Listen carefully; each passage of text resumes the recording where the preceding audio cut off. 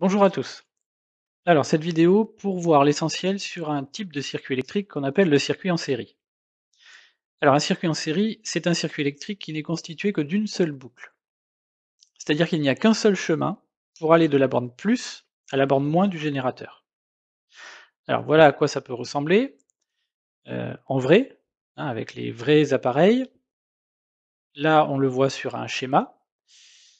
C'est-à-dire que si on regarde par rapport à la définition, on a bien, si on part du plus du générateur, on va avoir un seul chemin. Là, j'arrive à l'interrupteur, je sors de l'interrupteur, je passe par le fil, on traverse la lampe, on ressort de la lampe et on revient au moins du générateur. Il n'y a qu'un seul chemin pour parcourir ce circuit. Voilà. Il n'y a pas d'autres possibilités. Donc ça, c'est un circuit en série.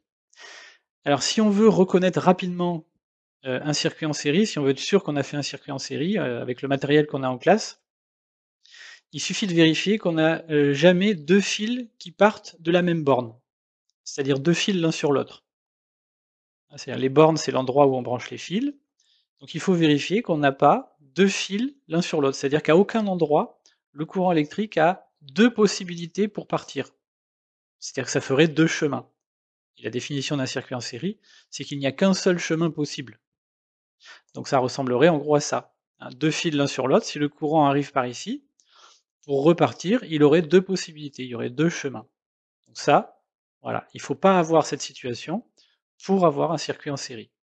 Ça, vous pouvez le vérifier, ça permet d'un coup d'œil, de voir si on a bien fait un circuit en série. Et j'insiste aussi sur le mot circuit. Circuit, ça veut dire qu'il faut que ce soit fermé, comme un circuit de voiture. Si vous voulez faire une course sur un circuit de voiture, il faut que le circuit soit fermé. Sinon, vous allez avoir du mal à faire des tours. Voilà. Donc ça, c'est la définition du circuit en série. Maintenant, on va essayer de regarder un petit peu comment il fonctionne et ses différentes propriétés. Bien, première chose, nous allons construire donc notre circuit en série. Donc on a dit circuit en série, c'est une seule boucle de courant. Donc on prend un générateur, ici une pile, on met un fil, une seule boucle. Donc on va revenir au générateur et dans notre circuit, donc on va mettre un interrupteur et une lampe pour commencer. Et on va voir ce que ça donne. On va fermer notre circuit. D'ailleurs, c'est pour ça que ça s'appelle un circuit électrique, hein, parce que c'est fermé comme un circuit de voiture. Donc j'actionne l'interrupteur et la lampe s'allume. Donc on va essayer de retenir comment la lampe s'allume pour pouvoir voir les différentes propriétés, puisque là, le but, hein, ça va être d'étudier les propriétés des circuits en série. Donc première chose qu'on va tester, c'est nous allons ajouter une autre lampe dans ce circuit. Voici.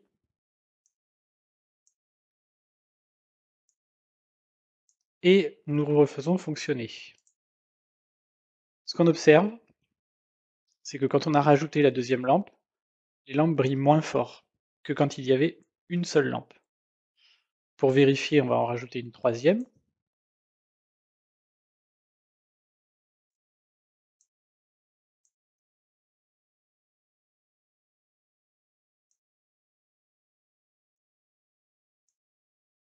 Voilà, elle brille encore moins fort. Donc ça, c'est une des propriétés des circuits en série, c'est que plus il y a de dipôles dans le circuit, moins ils reçoivent de courant, moins l'intensité du courant qui les traverse est forte. C'est-à-dire une seule lampe, elle brille très fort, deux lampes, ça brille un peu moins fort, trois lampes, ça brille un peu moins fort. On pourrait arriver à un cas extrême où il y a tellement de lampes qu'elles ne s'allument plus. Elles ne seraient pas grillées, tout fonctionne parfaitement, c'est juste qu'il y aurait trop de lampes et qu'elles ne recevraient plus assez de courant pour briller. Voilà, donc première propriété, plus il y a de dipôles, moins l'intensité du courant qui les traverse est importante. Quand j'ai construit ce circuit, j'ai placé l'interrupteur à cet endroit. On aurait pu se dire, bah, pourquoi ici, pourquoi pas ailleurs? Alors on peut essayer. Je vais déplacer l'interrupteur et je vais le mettre de l'autre côté de la pile. pour vérifier si ça change quelque chose.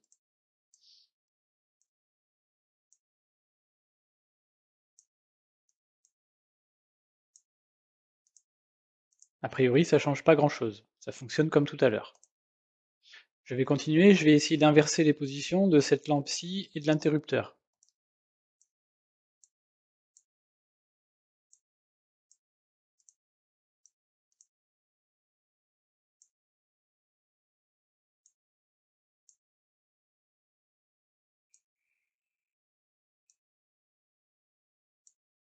Le circuit fonctionne toujours de la même manière. On peut essayer d'échanger la lampe et la pile, pour faire un dernier changement.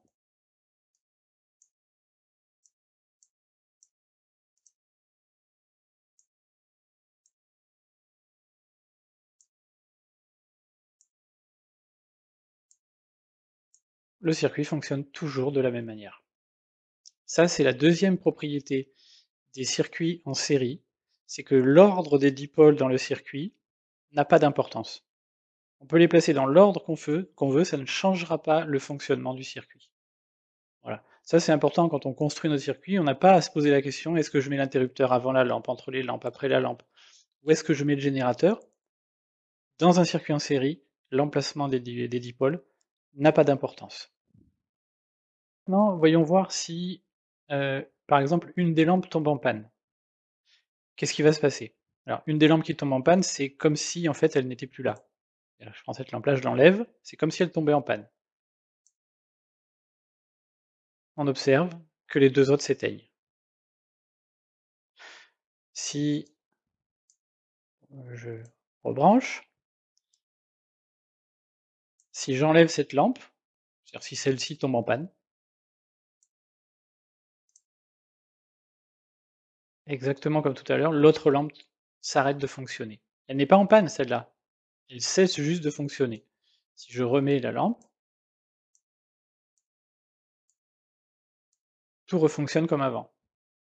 C'est-à-dire que ça, c'est la troisième propriété des circuits en série, c'est que si l'un des dipôles tombe en panne, tous les autres cessent de fonctionner, sans exception. Et j'ai bien dit cessent de fonctionner. Ils ne tombent pas en panne les autres.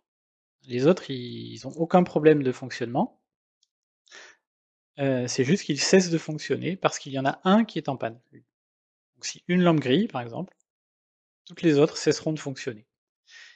Et on peut aller un petit peu plus loin aussi, c'est que notre circuit en série, sans parler d'un dipôle qui tombe en panne, quel que soit l'endroit où on coupe le circuit, ça va couper le courant dans tout le circuit.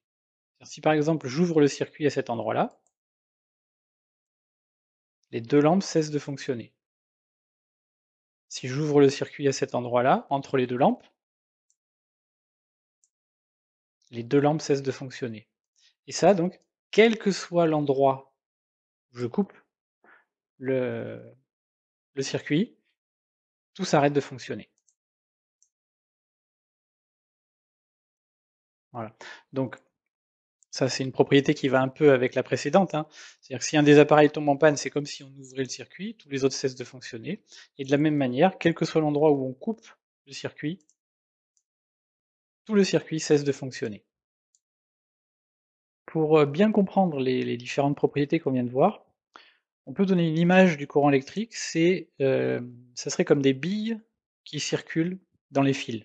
On peut imaginer les fils comme des tuyaux, et le courant électrique qui passe dedans, ce sont des billes. Alors on peut le montrer de la manière suivante, voilà. Le courant électrique, ce sont les billes.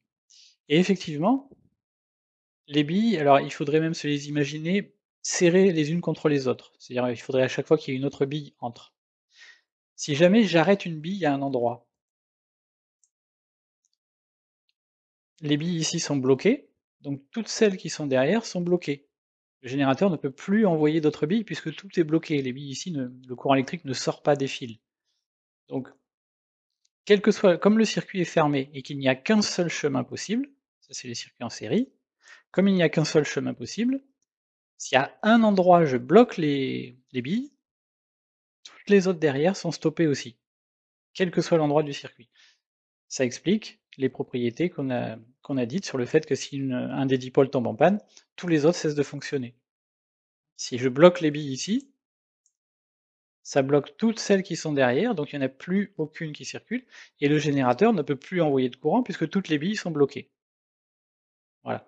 Donc on peut essayer d'avoir cette image-là du courant électrique, hein, des billes qui passent dans un tuyau, et les billes qui se touchent les unes les autres. Donc quand on en bloque une, ça bloque toutes les autres. Et ça permet cette image aussi de comprendre pourquoi, quand on appuie sur un interrupteur, même si la lampe est très loin, elle s'allume tout de suite. Effectivement, là, même si la lampe est plus loin que celle-là, elle s'éteint en même temps. Parce qu'en fait, il faut bien comprendre que le courant électrique est déjà dans les fils. C'est une des propriétés des matériaux qu'on appelle des conducteurs électriques, c'est qu'ils contiennent déjà le courant électrique, hein. Quand je prends un fil, vous voyez, il y a déjà le courant électrique dedans, mais il ne se déplace pas. Pour que le courant électrique se déplace, il faut un générateur. Et donc, dès que j'actionne l'interrupteur, les billes peuvent circuler, donc le générateur envoie une bille, même si cette bille n'arrive pas tout de suite à la lampe, ça va pousser toutes les autres. Donc elles vont toutes se mettre en mouvement en même temps. C'est ça qui nous donne l'impression que le courant électrique se déplace très rapidement. La vitesse de déplacement réelle du courant électrique, c'est quasiment celle qui est sur l'animation ici, hein. C'est quelques centimètres par seconde pour le déplacement du courant électrique. Voilà. Cette image, on la retrouvera dans d'autres vidéos. Donc c'est pas mal de commencer à essayer d'imaginer, voilà, le courant électrique comme ces petites billes qui circulent dans les fils. Ça permettra de mieux comprendre, de mieux imaginer le courant électrique, parce qu'effectivement, le courant électrique, on ne le voit pas dans les fils. Donc il faut essayer de se créer une image pour bien comprendre, par la suite, le fonctionnement des différents types de circuits. Voilà, donc on va faire le bilan des propriétés. Donc première propriété que nous avons vue, si l'un des dipôles tombe en panne, tous les autres cessent de fonctionner. Donc attention, il y a bien marqué cesse de fonctionner, hein. Ne dites pas que si l'un des dipôles tombe en panne, tous les autres tombent en panne. Les autres, ils sont en parfait état de fonctionnement. C'est juste qu'ils ne reçoivent plus de courant, donc ils ne peuvent plus fonctionner. Deuxième propriété, tout le circuit cesse de fonctionner, quel que soit l'endroit où nous débranchons un fil. Ça, nous l'avons expliqué, puisque si on imagine le courant électrique comme des petites billes, si on stoppe une bille à un endroit, elle va bloquer, comme dans un embouteillage, toutes les autres derrière. Donc l'ensemble du circuit va cesser de fonctionner si on le coupe à un endroit quelconque. On a vu aussi, troisième propriété, que plus il y a de dipôles dans le circuit, plus l'intensité du courant qui les traverse est faible. On a mis une lampe, elle brillait normalement. On a ajouté une deuxième lampe identique à la première, l'ensemble des deux lampes a brillé moins fort. On a ajouté une troisième lampe identique aux deux premières, les trois lampes ont brillé moins fort. Et on avait dit qu'on pouvait arriver au cas extrême où on met des lampes dans le circuit et aucune ne s'allume. Alors c'est pas parce qu'elles ont un problème, c'est simplement qu'elles ne reçoivent plus assez de courant pour briller. Donc voilà, bien se rappeler de ça. Et dernière propriété, l'ordre des dipôles n'a pas d'importance. Quand on construit un circuit en série, on n'a pas besoin de se poser la question, est-ce que je mets celui-ci avant celui-là? Il n'y a pas d'ordre pour placer les dipôles. Et même en cours de route, après, on peut échanger de dipôles, ça n'aura aucune incidence sur le fonctionnement du circuit. Voilà, on a fait le tour des différentes propriétés du circuit en série. On a vu aussi donc ce que c'était qu'un circuit en série. Donc il faut savoir identifier le circuit en série et connaître ses différentes propriétés. Voilà, et dans cette vidéo, vous avez donc l'essentiel là-dessus.